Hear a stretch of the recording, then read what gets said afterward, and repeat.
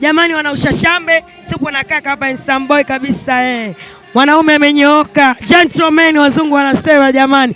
Karibu. Asante sana, nashukuru sana. Karibu Ushashambe Uswahilini, naitwa Sheikh Ushashambe.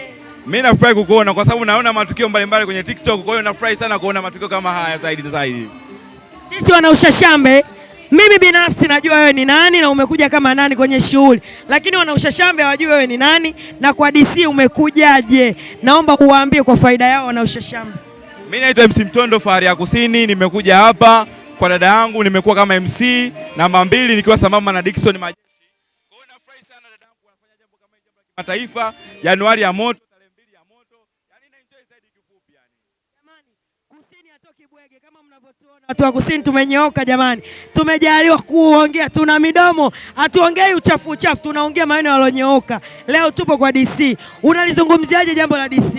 DC tuseme kifupi kwamba kajipanga sana na jambo lipo lele, watu kama wote, matajiri kama wote, matajiri kutoka wilaya zote. Kwa hiyo tunamshukuru Mungu kwa majambo la moto, wanawake wa nguvu, wanawake na ngai wamekuja leo, jambo lipo hot. Yani namaanisha kwamba wanawake maji ya kwanza, maji masafi kabisa leo hapo ndani.